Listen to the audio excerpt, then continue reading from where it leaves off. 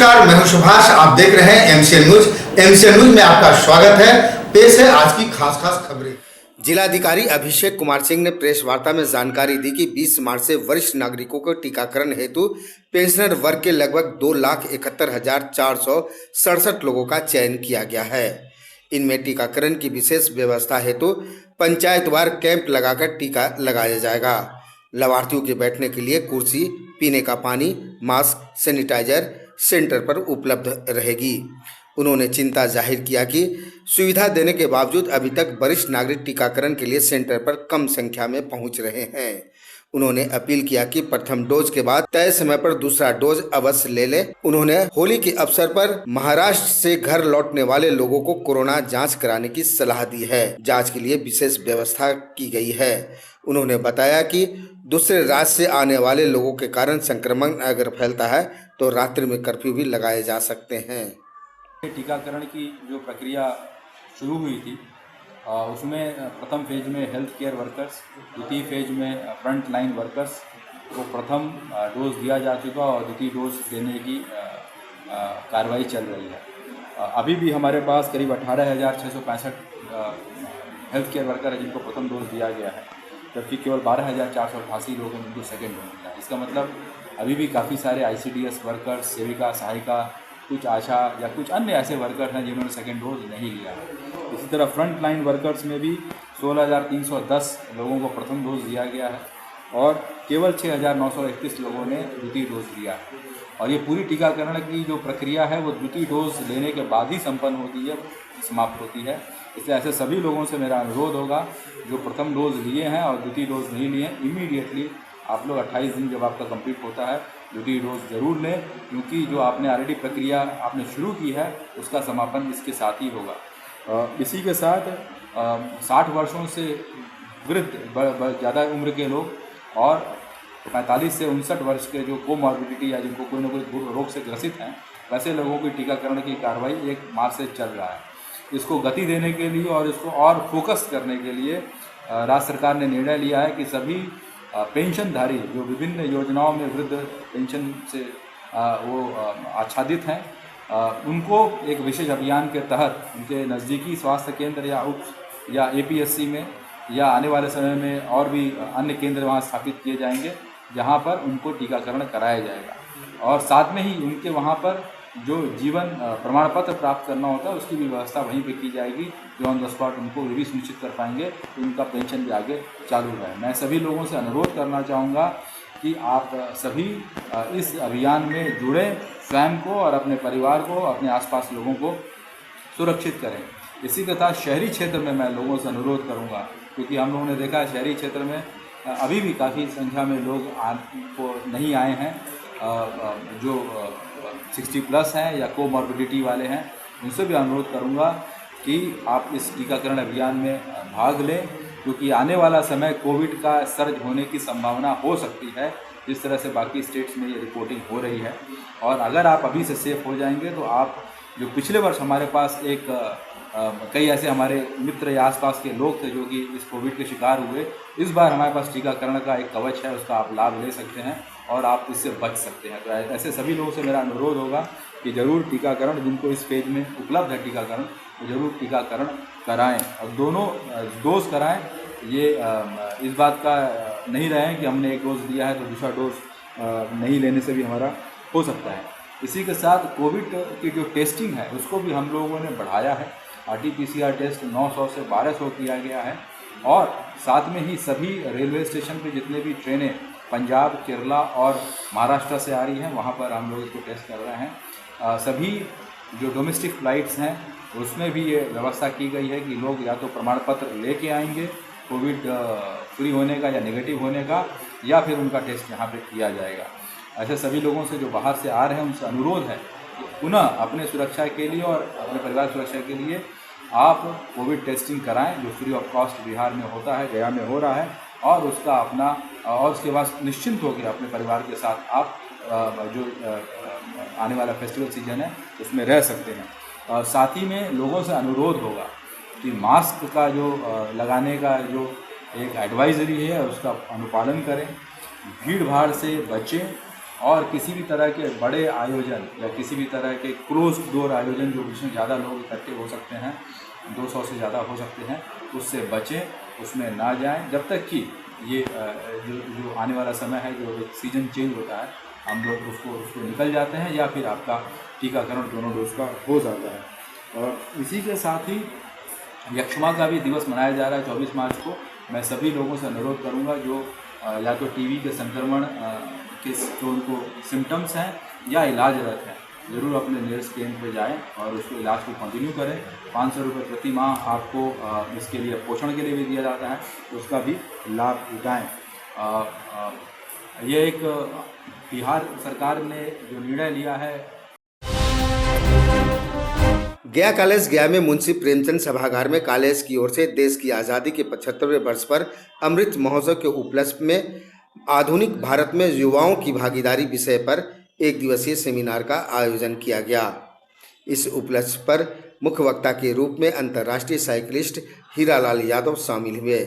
इसके अलावा विशिष्ट अतिथि के रूप में मगध विश्वविद्यालय के शिक्षा शास्त्र विभाग के निदेशक प्रोफेसर सुशील कुमार सिंह, गया कॉलेज के अर्थशास्त्र व MBA के विभागाध्यक्ष डॉक्टर प्रोफेसर अश्वनी कुमार, शिक्षा विभाग के विभागाध्यक्ष प्रोफेसर धनंजय धीरज, हिंदी विभाग के व्याख्याता प्रोफेसर श्रीधर करुणानिधि व स्वयं प्राचार्य प्रोफेसर डॉक्टर दिनेश प्रसाद सिन्हा शामिल थे। आगत अतिथियों ने सामूहिक रूप से दीप प्रज्वलित कर सेमिनार का उद्घाटन किया। कॉलेज की ओर से प्राचार्य ने आगत अतिथियों को फूलों का गुलदस्ता व अंग वस्त्र भेंट कर उन्हें सम्मानित किया। मुख्य अतिथि सह उद्घाटनकर्ता साइकिलिस्ट हीरालाल यादव ने बताया कि नारियों के सम्मान के लिए साइकिल चला रहे हैं और उन्हें आत्मरक्षा के लिए जागरूक कर रहे हैं। वहीं प्राचार्य श्री सिन्हा ने कहा कि युवा के बिना देश आगे नहीं बढ़ सकता। देखिए, मैं जिस अभियान में हूँ, साइकिल पर बोर्ड लगा हुआ है। ये साइकिलिंग बेटियों के लिए है कि be brave, be fighter, don't be बेचारी।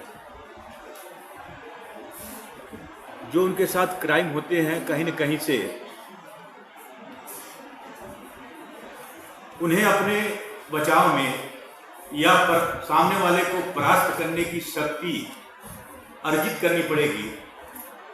जब इन लुखों को, बदमाशों को, लखैरों को, वो अच्छे लोग नहीं होते, जब ये बहादुर बेटियां छेड़ने पर अपने अंदर जब टेक्निक रहेगी सेल्फ डिफेंस की, हाथ पैर तोड़ करके सड़क पर लिटा देगी और पो पो करते हुए एम्बुलेंस आएगा उठाने के लिए, पूछा जाएगा कि क्या हुआ है, कि ये बदमाश लड़की को छेड़ रहे थे और वो उनको बुरी तरह से हाथ पैर तोड़ के जा रही, तब क्राइम कम होगी। ये आह्वान करने चला हूँ, ये अपील करने चला हूँ, पढ़ाई करो, IAS बनो, IPS बनो, CA बनो, डॉक्टर बनो, इंजीनियर बनो, लेकिन अपने अंदर शक्ति भरो। डॉक्टर सीमा राव को पढ़ो, जो हमारी आर्म फोर्सेस को 20 साल से मार्शल आर्ट सिखाती है।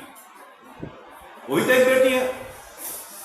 अब कहते हैं जहां चाह वहां राह, आपकी चाह होगी तो राह मिलेगी।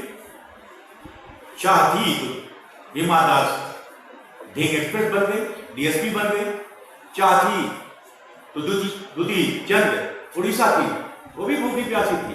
KBC में बात कर रही थी अमिताभ जी से कि पेट नहीं भरता था, किसी फंक्शन में जाकर भर कर खाते।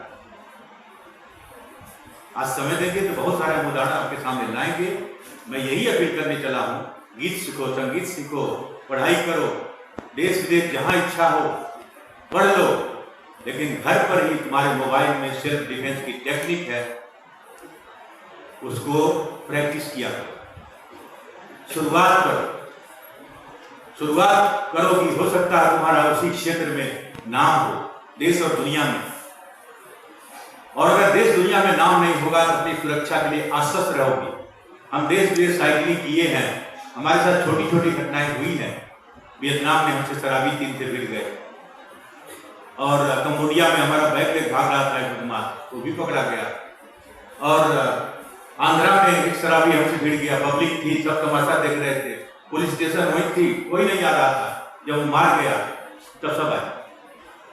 मैं बड़ा कोई बहादुर आदमी नहीं हूँ, लेकिन बचपन में कुश्ती लड़ा हूँ, तो जहाँ ऐसी स्थितियां बनती हैं वहाँ दांव पे आजमा देता हूँ। दांव पे सीख लो, कितनी बेटियां आज से जाकर के सेल्फ डिफेंस की प्रैक्टिस शुरू करेंगी? हाथ उठाएं, जोरदार क्लैपिंग करिए अपनी इज्जत को बचाने के लिए। और तुम्हारे पास सब कुछ है, मैं जब खड़ा होगा तो बताऊंगा तुम्हारे पास क्या क्या है, क्योंकि अभी हम संबोधन में नहीं है। अभी तो हम इन लोगों को भाई साहब, आप बोलना जोर से, बी फाइटर, मैं बोलूंगा डोंट बी, आप बोलोगे बेचारी, B brave, B brave, be brave. किस विषय पे आज विषय बिंदु रखी गई है, क्या उद्देश्य? देखिए, देश के माननीय प्रधानमंत्री भी कहते हैं युवाओं आगे आओ। युवाओं की भागीदारी के बिना देश आगे नहीं बढ़ेंगे।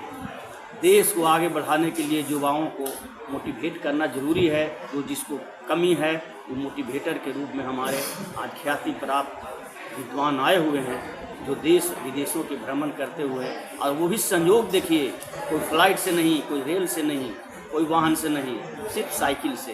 पता नहीं कितने साइकिलों ये 20-25 साल के पीरियड से साइकिल पर यात्रा करके किस देशों का, म्यांमार से लेकर, भूटान से लेकर, जापान से लेकर, मॉरिशस से लेकर तमाम देशों का, विदेशों का इन्होंने भ्रमण किया है और सभी को राष्ट्रपति से अवार्डेड सारे चीज़ों से प्राप्त किए हुए हैं। और इतने बड़े विद्वान को मैं लाया हूँ युवाओं को आगे बढ़ने के लिए, युवाओं की अच्छी सोच बने और युवा अपने आप पर आत्मनिर्भर हो। यही भारत का उन्नति हम समझते हैं।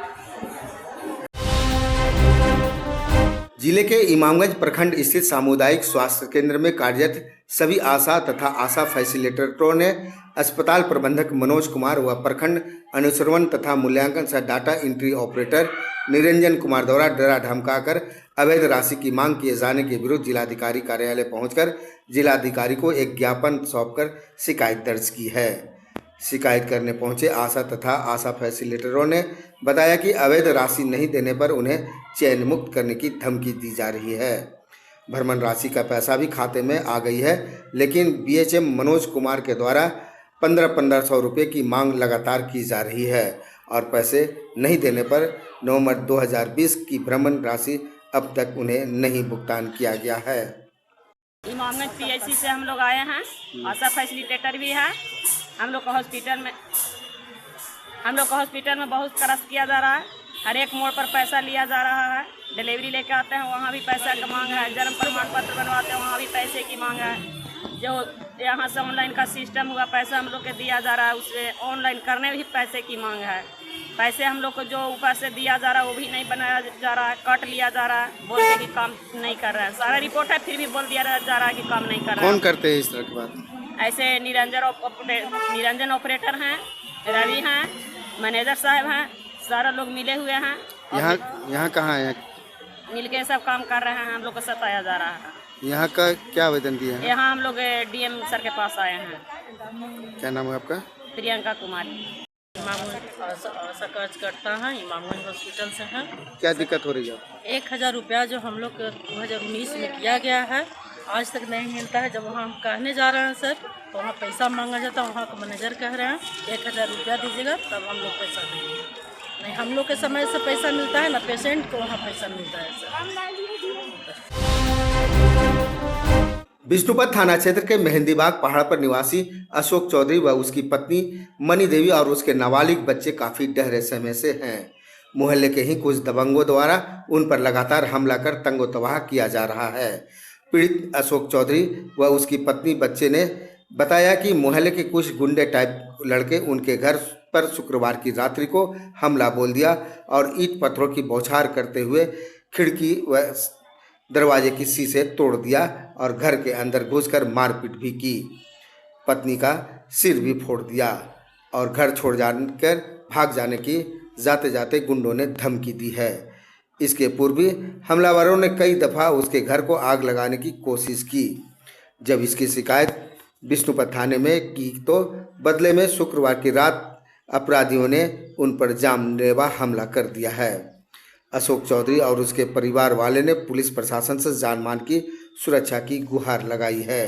हालांकि मामले में पीड़िता मनी देवी के आवेदन पर विष्णुपद थाना के पुलिस शिकायत दर्ज कर मामले की जांच में जुट गई है। क्या आपके साथ घटना हो गई? हम यहाँ नहीं थे, हम चतरा में थे। मेरा बच्चा मेरा भी अकेले था।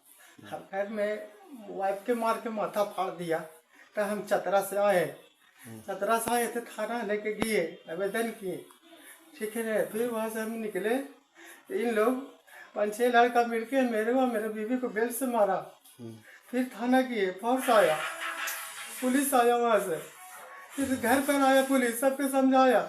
उसके बाद चले गया थाना में। हम जब दर्ज कर दिए केस, कल रात में क्या हुआ, 25-30 लेकिन से इन लोग चढ़ गया घर पे कि बाहर निकलो तुमको मर्डर कर देंगे। घर में तोड़ फोड़ मारपीट सबके करने लगा। बगल में वो मेरा साला रहता, उसको भी पूरा मारपीट बुरी तरह से किया। क्या क्या नुकसान किया घर में? घर के खिड़की उड़की तोड़ दिया है, ईटा पत्थर से पूरा चूर दिया है, दरवाजा भी तोड़ दिया है, मार के पूरा टंकी उनके ऊपर में छत्ता पर पूरा ईटा चलाया है। और जो साला आपके हैं वो घायल है? वो साला है, वो घायल है। कहाँ है अभी? उसको हॉस्पिटल में लेके गया। इसके पीछे कौन है लोग, क्या उनकी मंशा है? इन लोग हवा पासवान है, पंचर पासवान है। बार घर के बाहर आग लगा देता है, खिड़की किचन के बाहर में दीवार काला कर देगा। कहता है यहाँ छोड़ के तुम भाग जाओ घर, नहीं तो गोली मार देंगे, जान मार देंगे। जान मारे पे तुला हुआ है। क्या नाम है आपका? अशोक चौधरी मेरा नाम है। घर में थे, केस करके आए। इन लोग घर बैठा लिया कि तू केस करने गया, बस रात में चढ़ के मर्डर कर देंगे। घटना कितना बजे? 10 बजे रात में। पुलिस आई थी? पुलिस आई थी, हम लोग फोन किए थे तो पुलिस आई थी। इसी से खुंदस ले लिया उन लोग, और इसीलिए और खुंदस ले लिया इन लोग। जी, कि तुम लोग प्रशासन बुलाएगा, घर छोड़कर भाग जाए। जबरदस्ती मतलब दीवार में बार आग लगा के कार्य कर देता, इसलिए हमने माना किया तो मुझे बुरी तरीक़ा से बहुत पीटा, माथा कपाड़ फाड़ दिया। हम लोग कहाँ जाए? फिर हम लोग थाना गए, तो थाना से लौटने लगे, मेरा पति को मुझे बहुत मारा, बेल्ट से बहुत मारा। फिर दौड़ गए थाना के पास, पुलिस लोग आया तो तब लोग उन लोग भाग गया। पूरा धमकी दे रहा है कि ज़्यादा अति करेंगे तो तुम लोग को मर्डर कर देंगे। क्या तोड़फोड़ कर रहा था हमारे? अरे बाहर निकलो जल्दी। हम लोग डर के हमारे सब दरवाजा बंद कर दिए, बाल बच्चा के लेकर। पूरा मेरा घर को बर्बाद कर दिया, खिड़की फोड़ दिया, पूरा कीचड़ वाला पंखी तंखी सब फोड़ दिया, दीवार सब तोड़ फोड़ पूरा किया। हम लोग दरवाजा डर के हमारे बंद कर लेते। फिर हम लोग प्रशासन को फोन किए तो फिर प्रशासन आया, फिर भी उन लोग सब भाग गया। क्या नाम है आपका? मनी देवी। कैसे? लोग तोड़ फोड़ के बोलता, पापा के बोला मर्डर कर दो, ऐसे कर दो, या तो गोली मार दो, ऐसे पूरा बोलता है कल रात में। शहर के दुखहरनी मंदिर BN झा रोड के समीप बेरी हाउस में स्थित आध्यात्मिक संस्था global yoga and meditation centre में रक्तदान शिविर का आयोजन किया गया। रक्तदान शिविर में भारी संख्या में महिला पुरुष शामिल हुए और स्वेच्छा से रक्तदान दिया। Global yoga and meditation centre के स्वयं योगाचार्य विश्वनाथ कुमार बर्णवाल और आश्रम के सहयोगियों ने रक्तदान दिया। रक्तदान देने वालों में डॉक्टर, समाजसेवी व बुद्धिजीवन गण भी शामिल थे। विदित हो कि सेंटर में घुटना दर्द, BP, शुगर, गठिया, थायराइड, आँख, डिप्रेशन, नस, जॉइंट, पार्किंसन, लीवर, जोड़ों का दर्द का इलाज योग एवं मेडिटेशन के द्वारा की जाती है। प्रतिदिन सुबह सेंटर में निःशुल्क योगा भी कराई जाती है। आप एज ए डॉक्टर आपने ब्लड डोनेशन किया है, क्या सोच कर किया है? क्या सोच कर किया और क्या मैसेज देना चाहिए? इससे बड़ा महादान कुछ नहीं है। ऐसे भी करे, लोग को जागरूक करना। अगर हम लोग आगे आके नहीं करेंगे तो लोग में जो इसी तरह का दुविधा भ्रम मन में है कि हम कमज़ोर हो जाएंगे ब्लड देने से, लेकिन उनको जानकारी नहीं है कि जो RBC है डेली बनता है, डेली ख़त्म होता है। दे दीजिएगा तो बॉडी जो पेंक्रियाज जो सिस्टम है, स्प्लीन वगैरह जो स्टोर करता है ब्लड, स्टोरेज ब्लड, मान के चलिए कि आपको फिर 24 घंटा में रिफ्रेश उतना बन के बॉडी मतलब स्टोर में बना लेगा। इसलिए इसको जागरूकता का चीज़ है। मेरे ब्लड देने के कारण किसी भी ज़रूरतमंद जो ज़रूरत है, मेडिकल कॉलेज में हो या कहीं भी पब्लिक प्लेस में एक्सीडेंट वगैरह में, तो कम से कम उसको तुरंत के तुरंत अवेलेबल हो जाएगा। और अपने साथियों को क्या कहना चाहेंगे, क्या मैसेज देना चाहेंगे? हम तो सब लोगों को बोले हैं कि हाँ, ये आप अगर इस तरह का शिविर लगे तो अगर जानकारी हो, आपको नहीं भी बुलाया जाए तो जाके वहाँ दीजिए। अमूमन लोग भयभीत होते हैं कि ब्लड देने से दिक्कतें आ जाएगी। देखिए, आप हम लोग जब मेडिकल को आप मानते ना है कि वॉरियर हैं, योद्धा हैं हम लोग, जब योद्धा लोग आगे आ रहा है तो पीछे से पब्लिक भी आएगा ना। जागरूक कम से कम सोसाइटी को करेंगे ना। पहला व्यक्ति है जो यहाँ पे बैठे, हम क्यों बैठे? क्योंकि मन में हंसते क्यों रह गए? क्योंकि हंसी वाला चीज़ें ही कोई बहुत बड़ा मतलब सीरियस आइटम नहीं है कि इसको लेकर तनाव ले लिया। अपना परिचय दीजिए। हम डॉक्टर संजीव हुए, पेशा से डेंटिस्ट हैं। आप स्वयं भी रक्तदान कर रहे हैं, क्या उद्देश्य है संस्था का इस तरह का कार्यक्रम को जगाना है? ये रक्तदान महादान है, इससे बड़ा दान कुछ है ही नहीं मनुष्य के लिए। और मेरी संस्था है global yoga and meditation centre, BN Jha road, Dukhani मंदिर से उत्तर की ओर है, बैरी भवन में हमारा कार्यालय है। इसके प्रेसिडेंट विश्वनाथ कुमार, युवाचार्य विश्वनाथ कुमार बड़वाल, और मैं आज से ये मैं शपथ लिया है जीवन में कि मेरा जहाँ भी आश्रम होगा, पूरे भारतवर्ष में नहीं पूरे विश्व में जहाँ भी मेरा आश्रम होगा, और हर महीने मैं रक्तदान देने का वादा किया हूँ। इसे महादान कहते हैं। और जीवन में आप जो भी करते हो, सारा दिन मेहनत करते हो, कमाते हो, परिवार के लिए करते हो मेहनत, मगर जीवन में 6 महीना पर 3 महीना में रक्तदान दिया करो। इससे जैसे कपड़ा आप पहनते हो, नया कपड़ा पहनते हो, कपड़ा पुराना हो जाता है, उसी तरह ब्लड रक्तदान देने से जो खून शरीर से निकलता है वह रिफ्रेश होता है। जैसे खून नया आने से बॉडी की स्टेमिना, एनर्जी बढ़ जाता है।